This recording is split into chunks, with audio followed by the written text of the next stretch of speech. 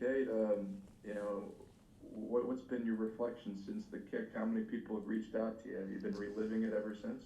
Um, yeah, it's definitely had a lot of people come out of the woodworks and just congratulate me and hit me up and just want to talk to me. And it's been really cool to hear from different people and have kind of a little bit of the limelight, I guess you could say. But I'm really trying to shut that down now and kind of move on to the next week. Hey, your success from long range this year, and even on this 57-yarder, the people that were beneath the goalpost said you had another 10 yards to spare, maybe. Did you really improve on your distance in the offseason from, say, last year, or have you Um, always had? I would say that I've always had, I have a strong leg. One of the things that I've really been focusing on is target lines, and I feel like when I have a short field goal, sometimes I maybe play a little bit cautious and I have a bigger target to aim at. And so when I'm in long range, I'm like, all right, I have a small target to aim at, and I've kind of just let loose. I feel like that's kind of what shows the long range and how I've been successful there. And it's something I need to make sure I do with all my field goals and not just the long ones. Hey, Kate, I saw Colby tweeted something at you, and then I think Cole Tracy tweeted like "Welcome to the club" or something like that. And I guess have you talked to some of those other LSU kickers that have had their big famous kicks like yours? And has it been like a group text or anything like that? Not necessarily group chats. We have some guys like that have been here in the past. Like we have a group message with like Josh Grouden, Cole Tracy, and some of those guys, and they definitely congratulated me and talked to Connor. And then me and Cole exchanged a few texts after the game, and it was really cool. Just because you come in here a year after Cole, and of course he had that amazing year, and you see his walk-off field goal, and then up for the Groza, and you come in there, and it's a little intimidating, but it also is just a great thing to push me and learn from him and stuff like that. So it's cool to kind of get to share that experience that him and Colby and other guys have gotten to have.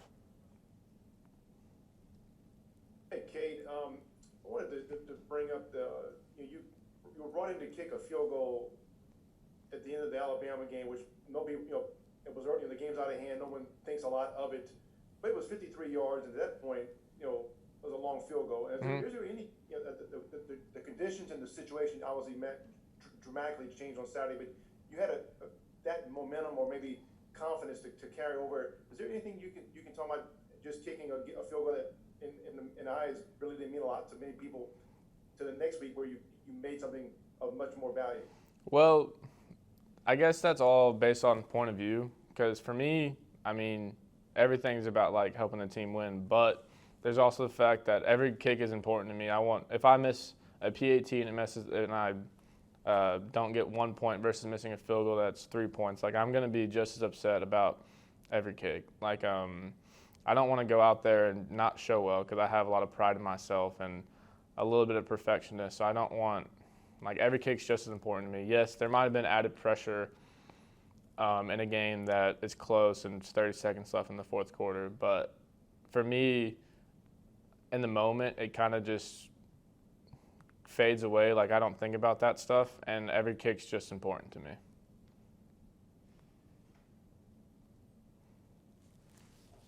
Anything else for Cade?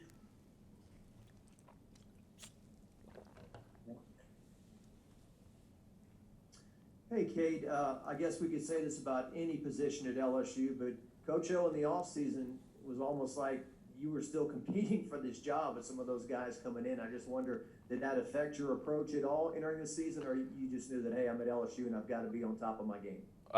It's always, honestly, I love competition. Preston is a great kicker, and he definitely pushes me because he doesn't miss very many field goals. I honestly didn't even know it was a competition. Yes, Preston competes with me every day, and some days I win, some days he beats me. So it's definitely always competitive. I actually learned that halfway through the season that I think my dad reached out to me and said he saw a press conference that Coach O said that in. I went into the season with the mindset of me having the job just because I had a decent year the year before, and I always go through a little bit of a transition phase in the summer when you get back into full swing, and I don't really want to peak in the summer, so I usually end up having a little bit of rough patch and working things out and starting to peak once I go through season. So it's a little bit of a healthy transition, but there's definitely like times where I was struggling during the summer, and I can understand why that conversation was being held.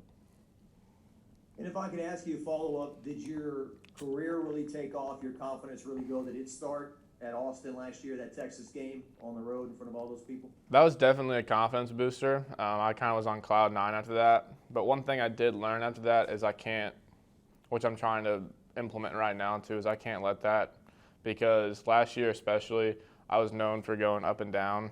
Had a lot of learning curves and things I have been implementing this season. So that definitely was a confidence booster, but I also have been working a lot on not being a roller coaster and being more of a steady ride.